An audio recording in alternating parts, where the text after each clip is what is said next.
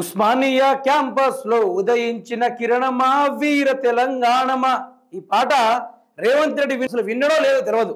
ఎందుకంటే ఇదే పాట, ఇదే ఉద్యమ కథన రంగం, ఇదే ఉద్యమం సాగిన తెలంగాణ చరిత్రను ముందుకు నిలబెట్టిన ఉస్మానియా విద్యార్థులకు ఉద్యోగాలు కావాలా, మా ఉద్యోగాలు మాకే కావాలని తెలంగాణ కోసం కొట్లాడి, తెలంగాణ కోసం ప్రాణాలు సైతం అర్పించి, తెలంగాణకు కాగడదక్క ఉద్యమం మొత్తం చీకటిగా ఉంటే ఆ తెలంగాణకు ప్రాణం పోసే విధంగా ఒళ్ళునే కాగడ చేసుకున్న శ్రీకాంతాచారి లాంటి గొప్ప గొప్ప చరిత్ర ఈ తెలంగాణ ఫార్మేషన్కి, తెలంగాణ ఏర్పాటుకు ఎంతో ఉపయోగపడింది.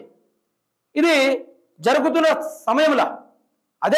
సమయంలో రేవంత్ రెడ్డి గారు మంచిగా చెగువేరా, మీరు చూస్తుంటారు చెగువేరా, మీకు తెలుసు కదా, చెగువేరా యొక్క గన్ను భుజాన పెట్టి తెలంగాణ ఉద్యమకారుల్ని చంపుదామని గన్నేసుకొని ఉరికి వచ్చిన మన రైఫిల్ రెడ్డి, ఈ ఇప్పుడు ఉన్న ముఖ్యమంత్రి రేవంత్ రెడ్డి అధికారంలోకి ఎట్లొచ్చిండబ్బా అనుకుని ముక్కు మీద వేలేసుకొని, మూతి మీద వేలేసుకొని, తల మీద చేతి వేలేసుకొని ఆలోచించుకున్న సమయంలో ముఖ్యమంత్రి రేవంత్ రెడ్డి గారు తన కోసం తాను ఒక పాట పాడించిండు. ఏమనే, ఊకూకనే రాలే బిడ్డ కూసున్న సీటు. నిజంగానే నువ్వు ఊకూకునే రాలే బిడ్డ కూసున్న సీటు, అది ఏదో నువ్వు ఆల్టర్నేటివ్ ఉన్నావు అంతే. ఆల్టర్నేట్ అంటే తెలుసా, ఇక దానికి విలువే ఉండదు. అసొంటి ఆల్టర్నేట్ పొజిషన్ నిన్ను ఎంచుకున్నారు తప్ప ఉద్యమ కారుడు అని కాదు, పీకి కట్టలు కట్టినవని కాదు, ఏదో ఉద్ధరించినవని కాదు. యువత గురించి, అదేవిధంగా విద్యారంగం గురించి ముఖ్యమంత్రి రేవంత్ రెడ్డి చదవనంత దారుణంగా చెప్పాడయ్యా. ఒక్కసారి చూద్దాం. మనకు అధికారం లేనప్పుడు, ప్రతిపక్షంలో ఉన్నప్పుడు ఏం మాట్లాడాడో చూద్దాం.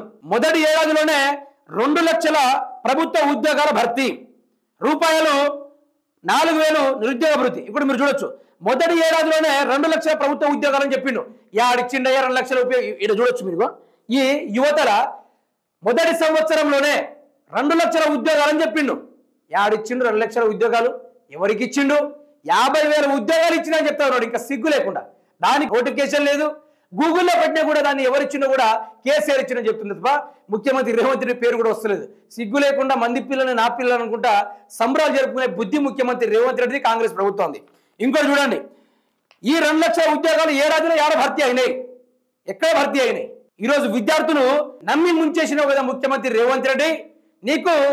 నువ్వు వార్డు మెంబర్ కూడా పనికిరానువి, బజార్లో పోతే నీకు విలువని తీసుకొచ్చి ముఖ్యమంత్రి పదవి ఇస్తే ఉద్యోగాలు జాడ కూడా లేదనుకుంటా మాట్లాడారు. రూపాయలు 4,000 నిరుద్యోగ భృతి, అవి లేదు మిత్రులారా. కాంగ్రెస్ పార్టీ అధికారంలోకి రాగానే తొలి క్యాబినెట్ సమావేశంలోని మెగా డిఎస్సి ఖాళీగా ఉన్న అన్ని ఉపాధ్యాయ పోస్టులు 6 నెలలుగానే భర్తీ. ఇది ఎవరికి వచ్చిందో తెలుసా? ఓన్లీ వాళ్ళు ఎవరైతే మంత్రులు, ఎమ్మెల్యేలు ఉన్నారో వాళ్ళు సెలెక్టివ్ చేసిన క్యాండిడేట్స్కి మాత్రమే మెగా డిఎస్సీలు కావచ్చు, ఇంకేమైనా ఖాళీ పోస్టులు భర్తీ చేసింది వాళ్ళ కోసమే. మొదటి ఏడాదిలోనే SC ST BC minority backlog పోస్టులు భర్తీ. ఏడ పోస్టు భర్తీ? ఆ పోస్టులు ఉన్నాయా లేకుంటే రెడ్డి సమాజ్ వర్గానికి వెళ్ళిపోయిందా అనేది కూడా క్లారిటీ లేదు. ఇంకోటి, ప్రతి ఏడాది జూన్ 2 నాటికి అన్ని శాఖల్లో ఖాళీల జాబ్ క్యాలెండర్ సెప్టెంబర్ 17 లోపు నియామకాల పూర్తి. బొంగారు అయ్యేది లేదు, చేసేది లేదు, కానీ హామీ అయితే ఇచ్చిండు. 18 ఏళ్ల పైబడి చదువుకునే ప్రతి యువతకి ఎలక్ట్రికల్ స్కూటర్. అమ్మో, అదొక్కటే మిగిలిందిగా. నిజానికి 18 ఏళ్ల పైబడి చదువుకునే ప్రతి యువతికి ఎలక్ట్రికల్ స్కూటీ. ఈరోజు ఏ ఆడబిడ్డ కూడా బస్సులో తిరుగుతున్నారు తప్ప ఆడ కూడా స్కూటీ ఇవ్వలేని పరిస్థితి నిజానికి చెప్పాలంటే. ఇంకొకటి, యూత్ కమిషన్ ఏర్పాటు చేసి 10 లక్షల వరకు వడ్డీ లేని రుణం. ఇది కాంగ్రెస్ కావచ్చులే, కాంగ్రెస్ యువతకు మాత్రమే. ఇది తెలంగాణ యువతకు కాదు. వర్గాలు చీల్చేసింది కదా.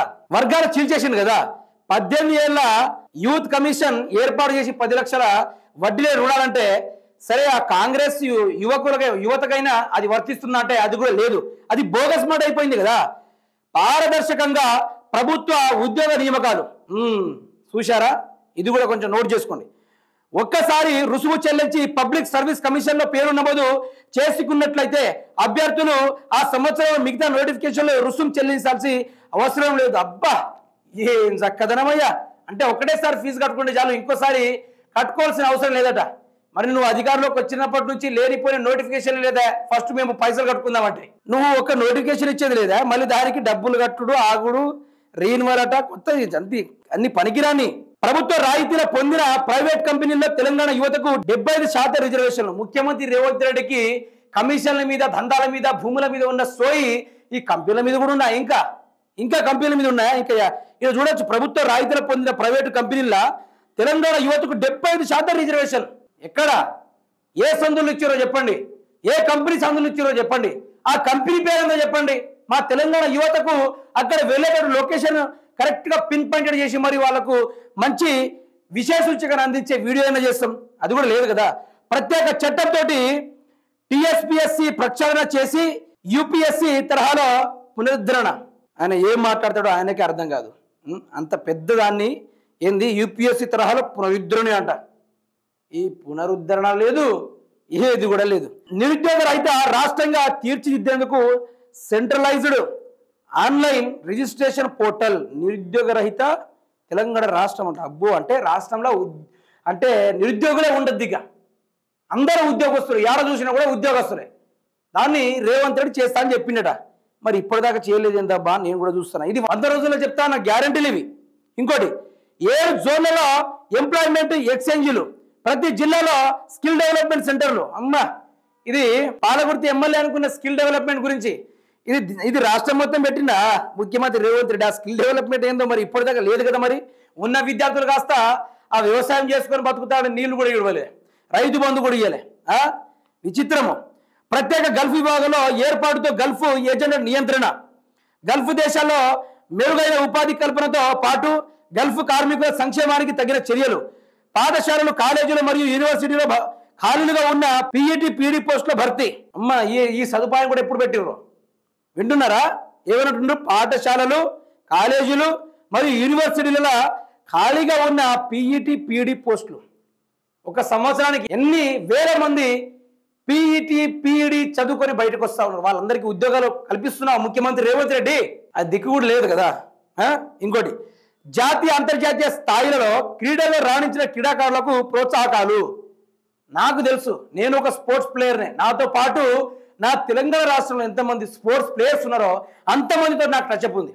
ఏ ఒక్కడికైనా ఇట్లా సెలెక్ట్ అయినంటే ఒక్కరు రూపాయి 7 పందులు లేక కోట్ల రూపాయలు సంపాదించుకొని మురుగుతా ఉన్నారు ఒక్కొక్క ఎమ్మెల్యేలు, మంత్రులు. అసలు ఒక్కరు ముందుకొచ్చి 20,000, 30,000, 6 లక్షలు, 5 లక్షలు ఇవ్వడానికి కూడా శాత కాదు. ఏదో అందరూ కోట్లు చెప్తే చాలు 2,000 కోట్లు పెట్టి యాగం చేయడానికి డబ్బులు ఉంటాయి, జల్సా చేయడానికి డబ్బులు ఉంటాయి, ఫామ్ హౌస్ల కార్లు కొనడానికి డబ్బులు ఉంటాయి, ఇవన్నీ చేయడానికి మీ దగ్గర డబ్బులు ఉంటాయి. కానీ ఒక స్పోర్ట్స్ ప్లేయర్ని ప్రోత్సాహం చేయడానికి ఒక్క రూపాయి కూడా లేదా? ఇదేనా తెలంగాణ? తెలంగాణ అంత చెత్త ప్రభుత్వం ఎక్కడ లేదు. ప్రస్తుతం ఉన్న చెత్త ప్రభుత్వము. ఒక్క విద్యార్థిని కూడా, స్పోర్ట్స్ ప్లేయర్ని కూడా ప్రోత్సాహం లేని ప్రభుత్వం ఈ ప్రభుత్వము. నేను పోతా మళ్ళీ ఇంకో 6 నెలలు ప్రాక్టీస్ చేసి మేము కూడా డిస్ట్రిక్ట్, స్టేట్, నేషనల్ కొట్టి మేము కూడా విదేశాల్లో ఏషియన్ గేమ్స్ సెలెక్ట్ అయితే అడుగుదాం, చూద్దాం. ఇదే కెమెరా పట్టుకొని పోదాం. వీళ్ళు ఇస్తారా ఇయరంట నుంచి. సెట్వెన్ బస్ విస్తరణలో నిరుద్యోగ యువతకు ఉపాధి అవకాశాలు. ప్రతి మండల స్థాయిలో మినీ స్టేడియం, నియోజకవర్గంలో స్టేడియం, జిల్లా స్థాయిలో స్పోర్ట్స్ అకాడమీలు, అన్ని ప్రభుత్వం కాంట్రాక్టులలో నిరుద్యోగ యువతకు అవకాశం. పారిశ్రామిక వాడలకు అనుబంధంగా ఉపాధి నైపుణ్య కేంద్రాన్ని ఏర్పాటు చేసి నిరుద్యోగ యువతకు ఉపాధి అంట. ఎక్కడ చూసినా అసలు ఇన్ని ఉద్యోగాలు, ఇన్ని స్పోర్ట్స్ కోటాలు, ఇన్ని నిజానికి రిజర్వేషన్ కల్పించుడు, ఉద్యోగాలు కల్పించుడు రాష్ట్రంలో.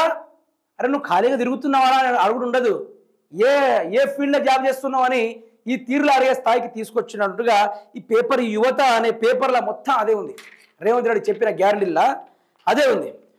రాష్ట్రంలో అన్ని నియోజకవర్గాల్లో విద్యార్థులకు పోటీ పరీక్షలు గాను తెలంగాణ స్టడీ సర్కిల్ ఏర్పాటు.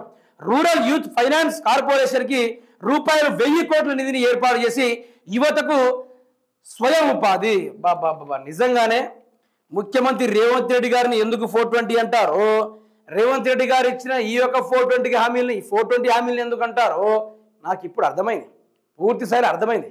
2 సంవత్సరాలైనా కూడా నోటిఫికేషన్ లేని ఉద్యోగాలు, అప్లికేషన్ లేని ఉద్యోగాలు, ఎగ్జామ్ రాయలేని ఉద్యోగాలు, రిక్రూట్మెంట్ లేని ఉద్యోగాలు ముఖ్యమంత్రి రేవంత్ రెడ్డి 59,000 చేసిండట.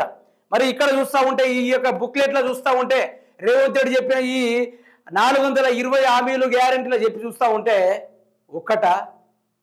భారతదేశం మొత్తం అమ్మేసినా కూడా ఈ కోరికలు తీరవు, ఈ గ్యారెంటీలు తీరకపోయినా నువ్వు ఎట్లా ఇచ్చినావు, నువ్వు ఏ విధంగా ప్రజల్ని మోసం చేసినావు, యువతను ఎందుకు ఆగం చేసినావు, దాని గురించి మనం కొట్లాడదాం. దాంట్లో తగ్గేదేలే, ఎవరినో ఎత్తాలి ఏదో చేయాలని కాదు, విద్యార్థులందరూ ఏకమై కొట్లాడాలి. అంతేగాని మొన్న ఎవరో ఆ ఉస్మానియా యూనివర్సిటీలో ఒక అబ్బాయి ఏమంటున్నాడంటే, మేము ధర్నాలు చేస్తాం, నిరాహార దీక్ష చేస్తామట. నేను అంటున్నాను, యువత రాష్ట్రాన్ని ఒక నెలల్లోనే దుర్మార్గపు ప్రభుత్వాన్ని దింపి మంచి ప్రభుత్వాన్ని ఏర్పాటు చేసిన వాళ్ళు చెప్పుకున్న ఘనత మీకంతా పవర్ ఉన్నప్పటికీ, రాత్రి ప్రభుత్వాన్ని మార్చే సత్తా ఉన్నప్పటికీ ముఖ్యమంత్రి రేవంత్ రెడ్డిని కూడా అదే విధంగా దింపేయాలి. వాళ్ళు అంత కొంత చేసిర్రు కదా, ఈయన అంత చేస్తున్నాడు కదా, విద్యార్థులు ఆయనతో పట్టించుకోవట్లేదు కదా. కాబట్టి మీరు ఆత్మహత్య చేస్తున్నాడు, మీరు నిరాహార దీక్ష చేస్తు, ఇది కాదు, కొట్లాడడం. ఏ ఒక్క పార్టీ నాయకుడు మీ దగ్గరకు వస్తే కొట్టి తరమండి, అంతేగాని అతన్ని కూడా సంకలో పెట్టుకుని మీరు చిన్న రాజకీయాలు చేయొద్దు. దయచేసి బలమూరి వెంకట భలే డ్రామాలు ఆడండి ఉద్యోగస్తుల గురించి, కోదండరాం భలే డ్రామాలు ఆడిండు, మురళి కూడా భలే డ్రామాలు ఆడిండు. వాళ్ళ జేబులు నింపుకున్నారు, పొట్ట నింపుకున్నారు, కార్లు కొన్నారు, ప్రమోషన్లు కొన్నారు, ఉద్యోగాల్ని కొన్నారు, బ్రహ్మాండంగా పిల్లలతోటి సంతోషంగా ఉంటున్నారు. అదే విద్యార్థులు అదే తరహాల కష్టపడుకుంటా, అదే విధంగా ఇంటికాడికి పోయో ఎక్కడ పోయో అదే విధంగా ఇబ్బంది పడుకుంటూ ఆగమవుతున్నారు తప్ప ఏ ఒక్క విద్యార్థికైనా ఉద్యోగాలు వచ్చినాయా? రాలే కదా. కొట్లాడదాం, ఇక్కడ నుంచి కొట్లాడదాం, ముఖ్యమంత్రి రేవంత్ రెడ్డి పైన కొట్లాడదాం, ఆయనని రాష్ట్రం వదిలి ఢిల్లీకి పారిపోయేంత వరకు కొట్లాడదాం, బరాబర్ కొట్లాడదాం.